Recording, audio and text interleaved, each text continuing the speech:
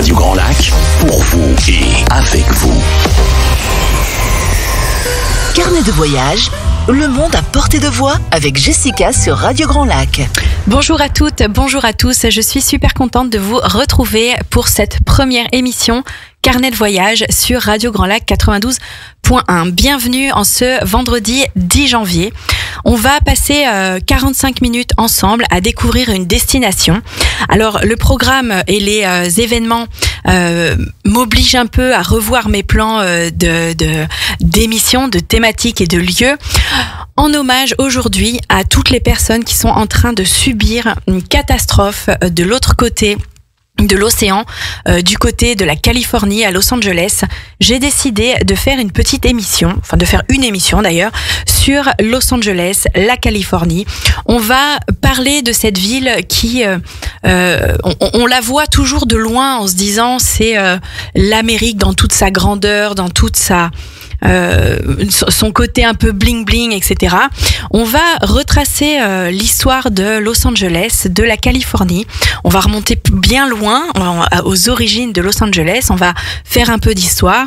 On va faire une partie sur la culture, l'architecture. Évidemment, je ne pouvais pas passer à côté d'une émission sur Los Angeles sans vous parler d'architecture, des monuments et puis de culture, parce que c'est ce qui nous fait avancer, la culture, en savoir toujours davantage, apprendre des choses et aller au-delà de ce qu'on voit et de se dire Los Angeles, c'est le côté bling bling, frime, etc. des États-Unis.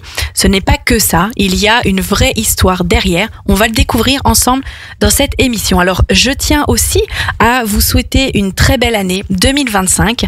J'espère qu'elle sera porteuse de voyages pour beaucoup d'entre vous.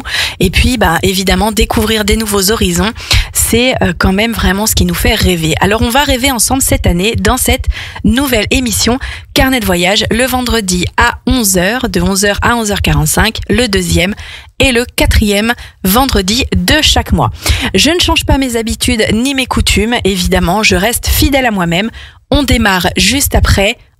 Take On Me, à tout de suite.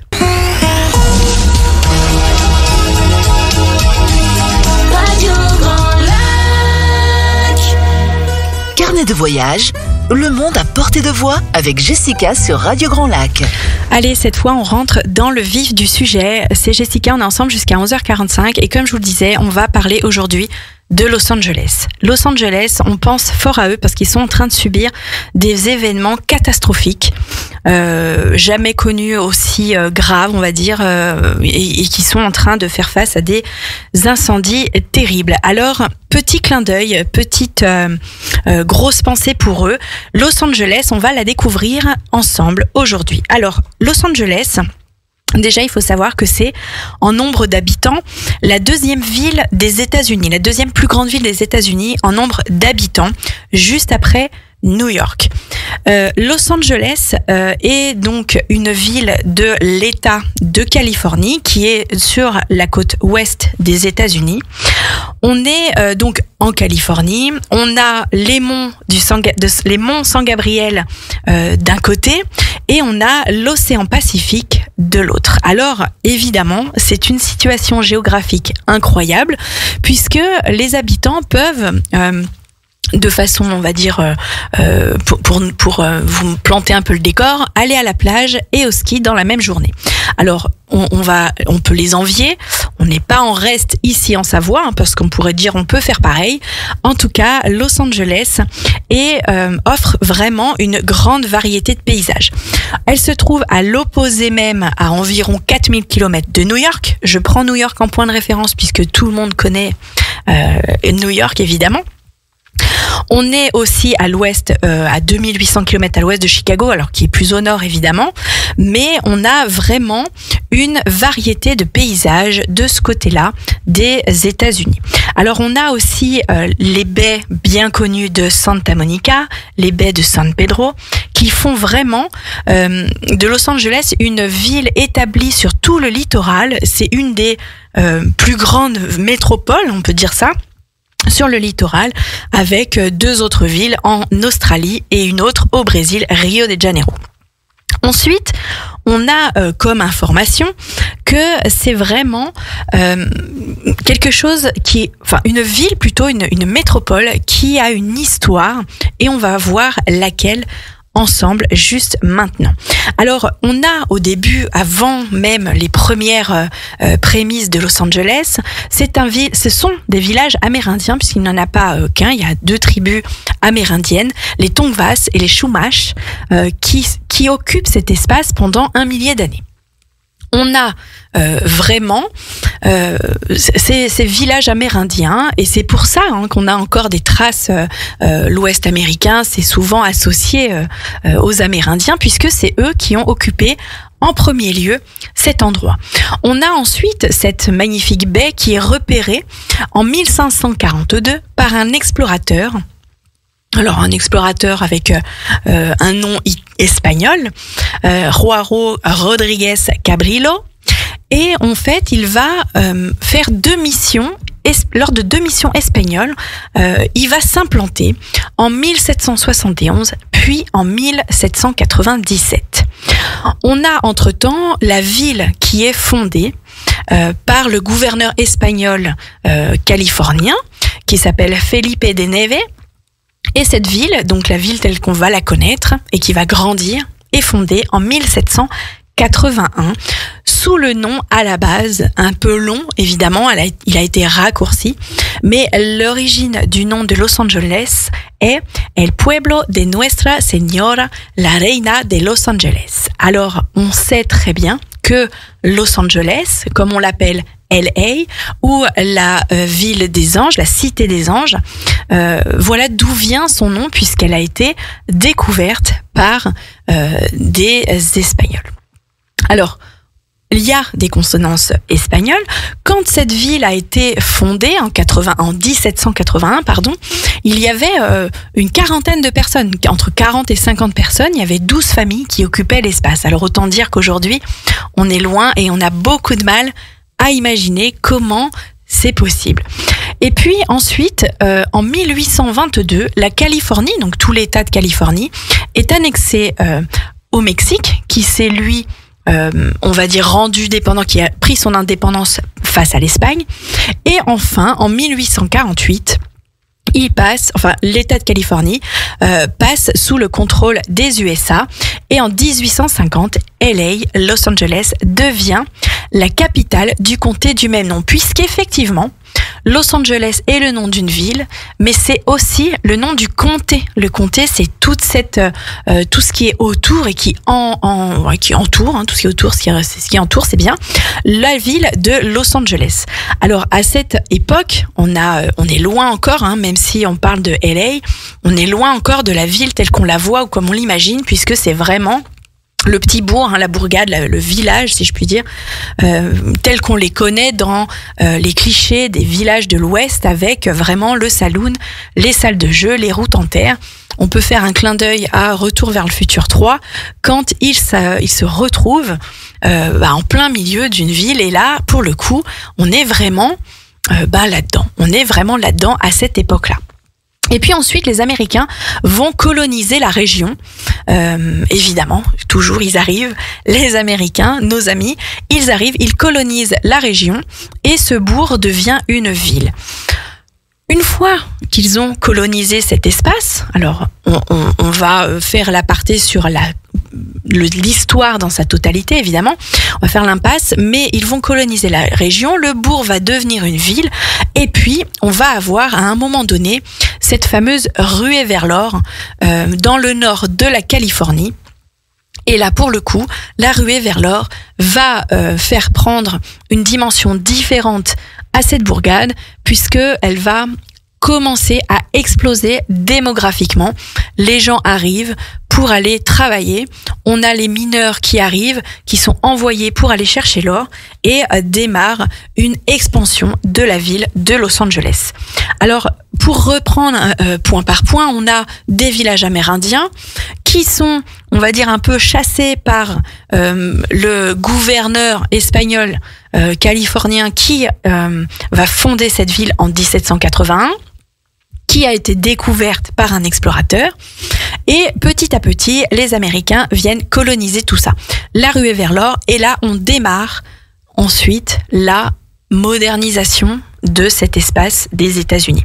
On a ensuite le chemin de fer qui arrive en 1876, encore un petit clin d'œil à Marty Haddock de Retour vers le futur.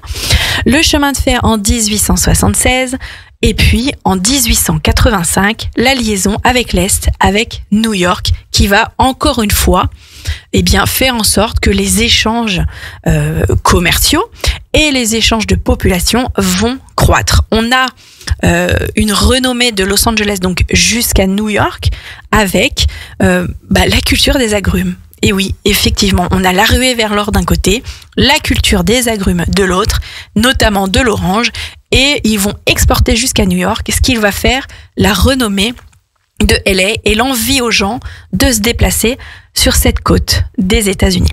Alors on a un vrai boom démographique. Pour vous donner une idée, c'est ce qui va faire en sorte, c'est ce qui va faire qu'on en est là où on en est aujourd'hui. On va voir ça juste après.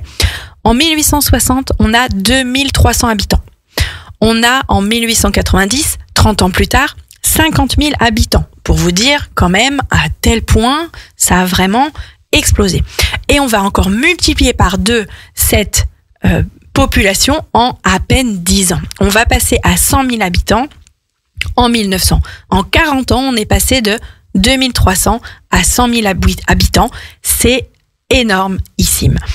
On a ensuite, ce qui ne va pas arranger les choses par rapport à ça, la découverte du pétrole au début du XXe siècle. Et ensuite, on va développer sur cette côte ouest, l'industrie aéronautique et puis le cinéma. Évidemment, on va en parler. Le cinéma qui va se transformer en véritable industrie, une révolution culturelle et notamment le quartier d'Hollywood, avec Hollywood qui est l'épicentre même et qu'on connaît aujourd'hui. On en entend aujourd'hui même parler tristement et tragiquement, mais il faut savoir que c'est vraiment une énorme, on va dire, transformation à l'époque, culturellement parlant, puisque on a cette industrie cinématographique qui va se développer petit à petit et qui va devenir ce qu'on connaît aujourd'hui pour Hollywood.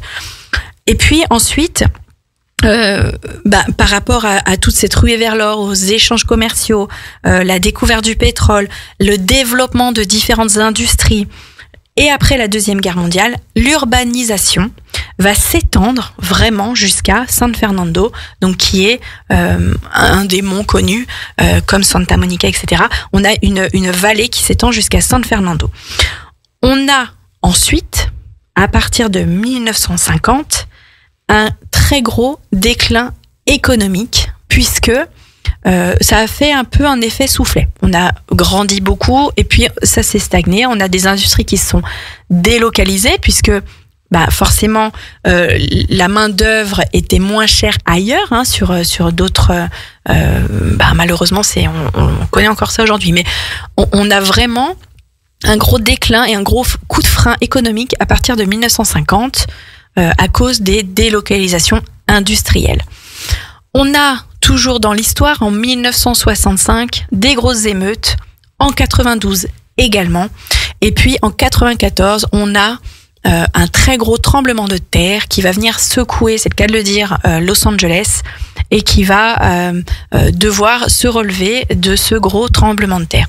On a ensuite des incendies meurtriers sur les collines. C'est pas la première fois malheureusement qu'on entend ça. Autant dire qu'aujourd'hui c'est quand même historique ce qu'ils sont en train de subir. Je vais pas dire ce qu'ils sont en train de vivre parce que ça doit être absolument l'enfer. Je vous propose une petite coupure. On passe juste après à une partie incroyable, la culture, le patrimoine, l'architecture sur Los Angeles et la Californie. À tout de suite.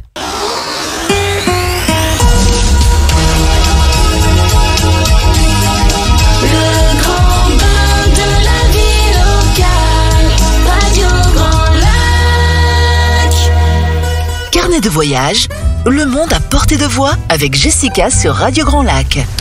Alors on est ensemble encore jusqu'à 11h45 pour parler aujourd'hui de Los Angeles, de la Californie, mais principalement de Los Angeles. Et je vous dis, c'est vraiment pour leur apporter une manière d'apporter notre soutien, c'est de découvrir Los Angeles, son histoire, sa géographie, son patrimoine culturel, autre chose que le bling bling qu'on voit d'aussi loin et de la mauvaise peut-être image que vous pouvez vous en faire. Alors on a globalement, je pense tous, une très bonne image de Los Angeles puisque c'est un endroit magnifique, mais voilà, son importance dans le milieu du cinéma pourrait peut-être faire paraître cette ville comme superficielle, alors que non. On a vu sur cette première partie son histoire. Il y a une vraie histoire derrière Los Angeles.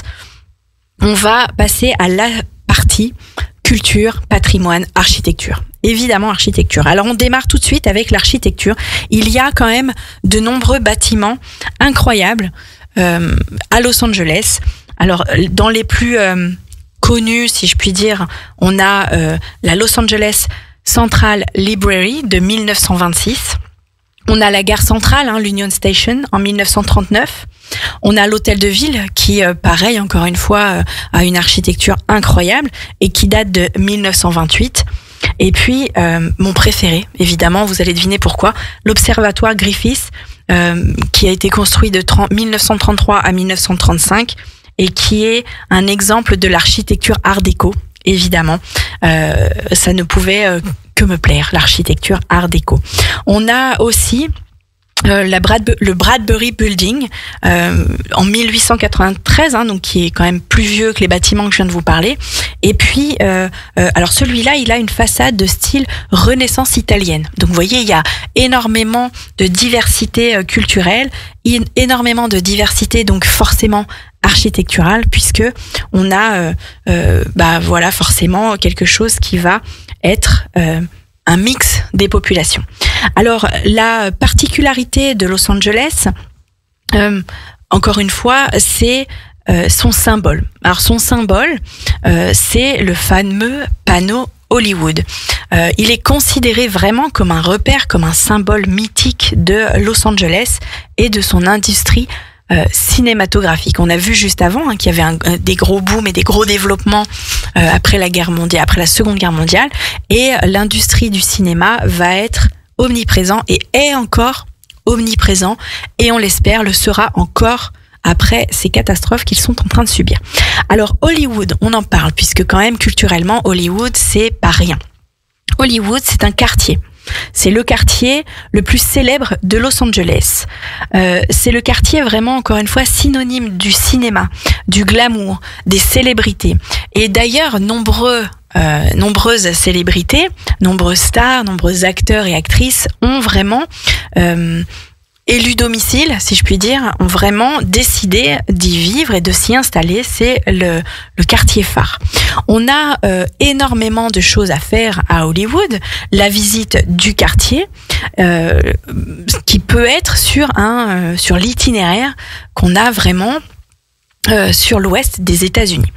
Alors, Los Angeles est connu donc pour son industrie de cinéma, mais pas seulement. On a des rues, on imagine Los Angeles avec les rues bordées de palmiers. On a des emblèmes culturels. On a vraiment les plages incroyables et on connaît Venice Beach. On va voir après, dans une dernière partie, les lieux touristiques, vraiment ce qui fait que quand on est à Los Angeles, c'est incontournable. On a des emblèmes culturels iconiques. Voilà, c'est vraiment le mot. C'est des endroits où c'est indispensable de s'y rendre quand on va de ce côté-là. Alors pareil, d'un point de vue culturel, patrimoine, l'emblème de Los Angeles, comme en tant qu'animal, c'est un aigle. Alors au début, il y a eu Los Angeles est une ville olympique. Elle a reçu plusieurs fois les Jeux olympiques. Ils avaient évoqué l'idée d'utiliser l'ours comme emblème animalier. Et puis, ça a été oublié puisque l'ours a été utilisé par Moscou pour des Jeux olympiques également. Donc, on a décidé à Los Angeles de garder l'aigle. On a comme symbole toujours un drapeau qui est composé de 3 bandes verticales dentelées et qui sont vertes, jaunes au milieu, dorées et rouges sur la droite. C'est un drapeau qui a été conçu en 1931 et on a vraiment, si vous vous rappelez de ce que je vous ai dit, la ville en 1781, enfin la ville a été créée en 1781. Donc pour fêter les 150 ans de la ville, ce drapeau a été conçu. On a plusieurs surnoms de cette ville. On l'a vu en introduction, la Cité des Anges.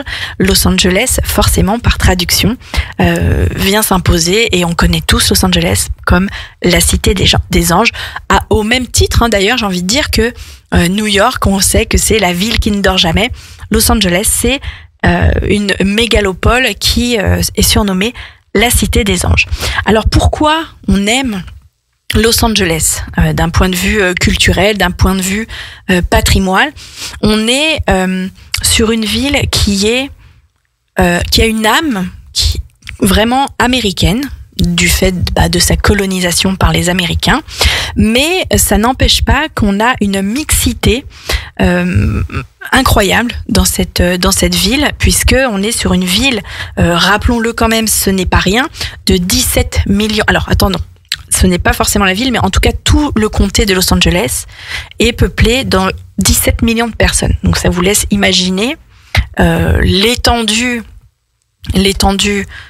des gens, l'étendue de l'urbanisation, l'étendue de tout ce qui fait vivre cet endroit des États-Unis, et puis surtout l'étendue de la catastrophe qu'ils sont en train de vivre.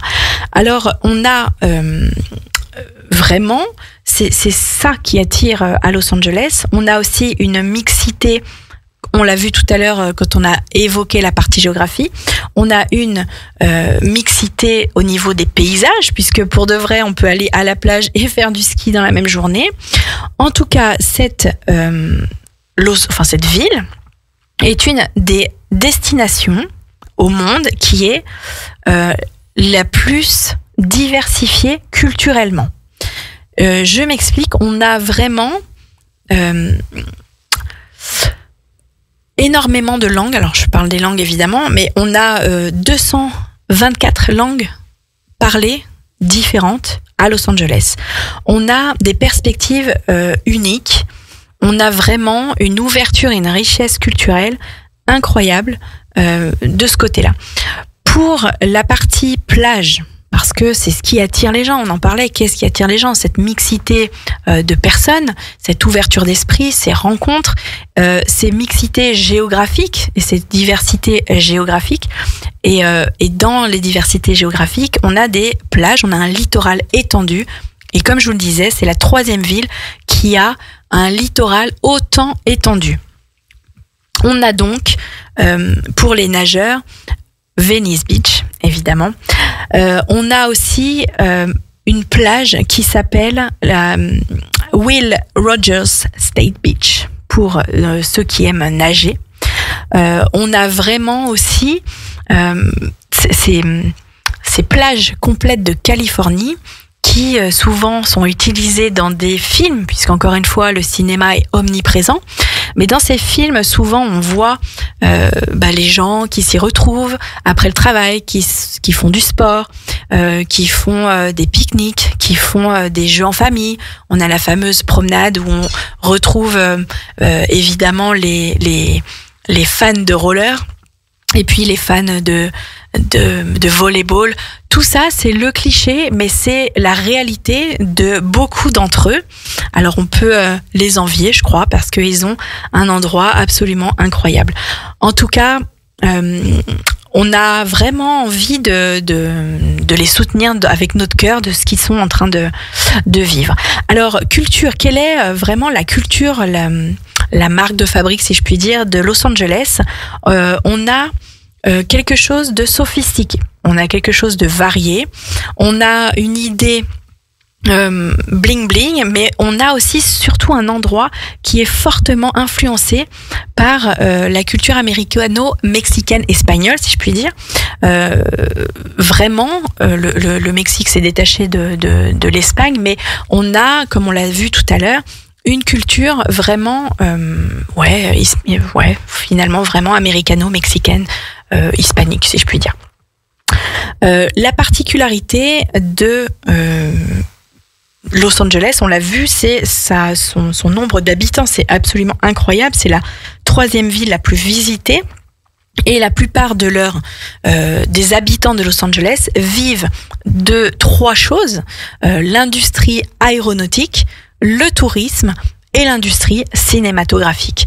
Donc tout ça pour dire l'ampleur qu'il y a sur cet endroit-là pour faire vivre économiquement autant de monde, c'est juste titanesque, c'est monstrueux, c'est incroyable et c'est aussi à l'image des États-Unis. On est beaucoup dans la démesure.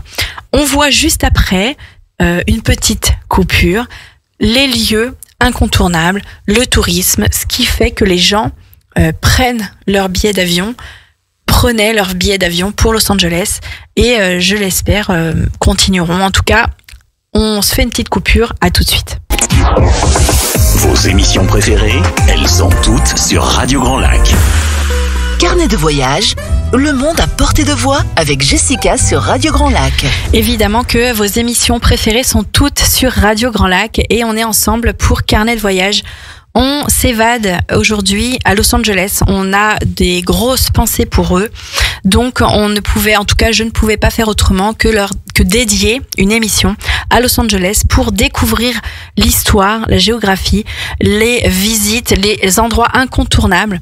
Alors, on va faire abstraction des incendies qui probablement vont changer les plans des voyageurs des prochaines semaines, mois, voire années sur Los Angeles. Ça fait rien, on va quand même garder de la positivité et voir les 10 endroits incontournables. Il nous reste quelques minutes ensemble pour voir les endroits phares de Los Angeles, les endroits touristiques. Évidemment, numéro 1, se balader à Venice Beach et le long des canaux. On a vraiment des incontournables. Venice Beach est le passage obligé, c'est ce qu'on voit dans les films, c'est la balade en roller, c'est les plages, c'est le volleyball, c'est le skatepark, c'est tout ce qui fait, j'ai envie de dire, un des symboles de Los Angeles. Les canaux de Venise, les mythiques canaux de Venise qui font partie du quartier historique de la ville, construit en 1905. Donc pareil, c'est historique aussi. À nouveau, on les voit dans de nombreux films. Numéro 2, faire du vélo à Santa Monica. La jetée, la baie de Santa Monica, c'est vraiment l'endroit qui regorge d'activités en plein air et on peut, c'est là qu'on peut aller au fameux, vous savez, parc d'attractions qui sur la promenade qui relie, on va dire, la promenade du bord de plage, faire du shopping, les magasins, des restaurants, et puis comme je vous disais, la fameuse jetée qui avance et qui permet d'aller admirer des points de vue incroyables sur l'océan Pacifique. On a en numéro 3 le Walk of Fame, évidemment, les étoiles Hollywood Boulevard, le Hollywood Walk of Fame, endroit où vous pouvez voir des étoiles, des célébrités au sol, vous savez, des acteurs vraiment célèbres tels qu'Harrison Ford, vraiment, il y en a, tous les acteurs, j'ai envie de dire, ont leur étoile, il y en a au total 35 je crois, depuis, puisqu'il y en a eu des nouvelles, mais voilà, en tout cas, c'est le Walk of Fame, un des endroits phares. Beverly Hills, évidemment, le lieu où résident de nombreuses célébrités, l'endroit, le luxe et le gros luxe, le surluxe par excellence, Beverly Hills, évidemment. On a cette fameuse rue commerçante, la Rodeo Drive, qui est un incontournable. Voilà, je vous conseille, vous avez le temps du coup de faire des économies pour y aller. On a une randonnée au Hollywood Sign. Donc le Hollywood Sign, évidemment, c'est le mont, sur le mont Lee, où il y a le fameux panneau mythique Hollywood. Voilà, c'est comme si, alors quand j'ai préparé cette émission, je voyais, c'est comme si vous alliez à New York sans voir la Statue de la Liberté. On ne peut, alors il y a rien de complètement fou, il y a rien de complètement délirant à le voir, c'est juste le voir, c'est le symbole, c'est pour dire on a vu le panneau Hollywood. Voilà. On a ensuite ce fameux bâtiment en marbre dans lequel vous pouvez admirer des œuvres d'art, des peintures. C'est vraiment, encore une fois, des œuvres. C'est un événement, un monument, culturellement riche, qui est le Getty Center. Et vous avez des œuvres d'art qui ont été créé par exemple De Vinci, Monet et évidemment, comme on dit at last but not least, notre fameux Gustav Klimt que j'adore. Van Gogh, Monet, Cézanne. Voilà, on a énormément d'œuvres d'art de ces incroyables artistes. On a alors complètement à l'opposé, on peut aller visiter Echo Park, qui est un lac naturel. Il y a énormément, donc là on est à l'opposé de Beverly Hills, c'est du luxe et de l'ultra luxe, puisqu'on est sur des activités nature. On a des espaces verts, on peut admirer des espèces d'animaux divers et variés. Il y a un parc de jeux pour les enfants, il y a des bancs pour flâner, se reposer, bouquiner, et on peut aussi faire du pédalo sur ce fameux lac. Et puis la particularité, c'est qu'ils sont en forme de cygne. Allez voir Echo Park, ça va vous faire sourire, c'est assez sympa. Une autre activité, tout simplement le coucher du soleil, depuis le Griffith Observatory. On a parlé tout à l'heure dans tout ce qui était monuments architecturaux, ce fameux observatoire qui a un style architectural inspiré de l'art déco. Celui-là, alors c'est vraiment incroyable, puisque si vous montez de tout en haut, vous avez une vue incroyable, une vue à couper le souffle, et vous pouvez observer le coucher du soleil. C'est absolument merveilleux. Voilà, il n'y a pas d'autre mot. Et puis downtown Los Angeles, le quartier, on va dire citadin, vraiment l'ultra-urbanisme, où on va admirer les gratte-ciels. Il y en a beaucoup, il me faudrait beaucoup plus de temps pour tous vous les énumérer. On reviendra peut-être dessus sur une prochaine émission. Mais les gratte-ciels, évidemment, on n'en a pas ou peu parlé dans cette émission. Les gratte-ciels sont nombreux à Los Angeles. Et en vous promenant dans downtown, c'est vraiment le quartier où vous pouvez flâner pour tout ce qui est musée d'art, restaurant, bar. C'est le centre-ville, c'est comme Miami downtown, c'est le centre-ville vraiment urbanisé. Voilà.